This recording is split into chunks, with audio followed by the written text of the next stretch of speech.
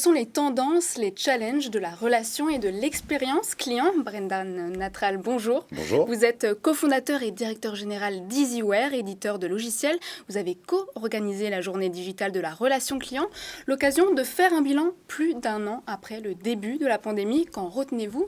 Vous allez nous en parler au micro de Jean-Marc Sylvestre. Bonjour. Bonjour Jean-Marc. Des startups ou des entreprises qui fournissent, fabriquent des logiciels pour la relation client, il y en a beaucoup sur le marché.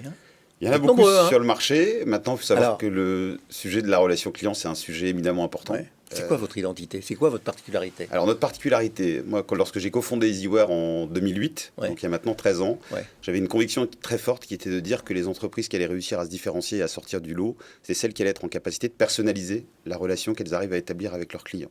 Ce que je veux dire au travers de ça, c'est que les marques ne doivent plus simplement traiter un ticket, ne doivent plus simplement traiter une demande. Elles doivent amener du contexte, elles doivent amener de la personnalisation. Et ça crée de nombreux challenges que l'on relève au quotidien. Notre raison d'être, c'est d'être le cœur de la relation quotidienne entre une marque et ses clients. Comme je vous le disais, il y a à peu près 8 Français sur 10 qui, en 2020, ont contacté un service client avec des expériences plus ou moins heureuses. Très souvent, je pense que vous, en tant que consommateur, lorsque vous contactez une marque, potentiellement, c'est dans un contexte de stress, parce que vous avez besoin d'une réponse, vous avez une réclamation, vous avez pas reçu un colis. Ne quittez pas, on va vous répondre. Exactement, ne quittez pas, on va vous répondre.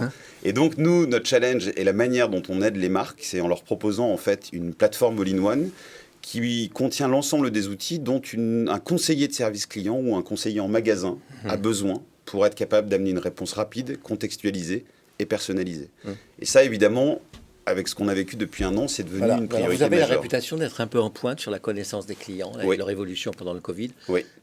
Qu'est-ce qui s'est passé? Comment vous le voyez? Qu'est-ce qui s'est passé? Alors déjà, ça a été une opportunité pour nous et plus globalement, je pense, pour les marques. Une opportunité pour les marques parce que l'occasion de se réinventer. Les marques, je pense, ont pris conscience de la nécessité d'être en capacité de maintenir le lien avec leurs clients dans un contexte à distance.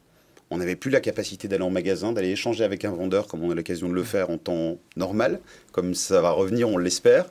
Et donc, opportunité de croissance pour nous, opportunité d'accompagner nos clients pour justement être en capacité de leur permettre d'amener cette relation authentique, cette relation fiable. Et là, vous parlez du commerce traditionnel. Le e-commerce, il a aussi besoin d'une relation. Bien sûr. Client. Mais là, on a moins besoin de vous dans le e-commerce? Non, on a d'autant plus besoin de nous parce qu'on est dans une relation client à distance. Et le challenge, c'est quoi? C'est que lorsque vous êtes amené à prendre contact avec une marque à distance, donc dans un contexte digital, que ça soit par email, par WhatsApp, par formulaire web, la personne qui va traiter votre demande, elle ne vous connaît pas.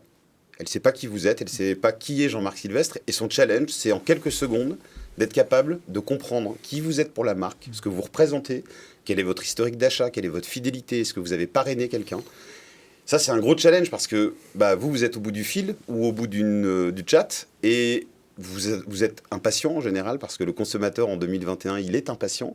Et donc, notre métier et notre c'est d'essayer d'avoir le maximum d'infos sur le client pour pouvoir le... Tout à fait. De centraliser, en fait, de réunir une demande d'un client, de lier cette demande avec les informations vous concernant, de telle manière à ce que la personne, l'humain qui est derrière, parce que notre métier est un métier technologique, mais il est bien au service de l'humain. De savoir où il est né, les gens qu'il connaît dans sa ville. Exactement. S'il a eu une insatisfaction par le passé liée à la marque, et donc d'avoir l'opportunité de vous demander si cette insatisfaction aujourd'hui... cette information-là? Oui, c'est disponible? C'est disponible, bien sûr, tout à fait. Donc... Mais la RGPD, la fameuse RGPD... La fameuse RGPD vous interdit d'utiliser genre... Alors, elle n'interdit pas, elle encadre. Elle encadre, et donc évidemment, nous, notre métier par rapport à ça et notre responsabilité vis-à-vis des 400 marques que l'on accompagne, c'est de leur permettre d'être en conformité avec le sujet de la RGPD, qui est un vrai challenge en effet pour les marques, de telle manière à ce que les données des clients soient bien utilisées dans un contexte qui reste un contexte légal. Easyware.com. Oui, .com ou .fr. Ah bon. Exactement. Merci Brendan Natral. Merci de m'avoir reçu. Je rappelle que vous êtes cofondateur et directeur général d'EasyWare, éditeur de logiciels en relation client.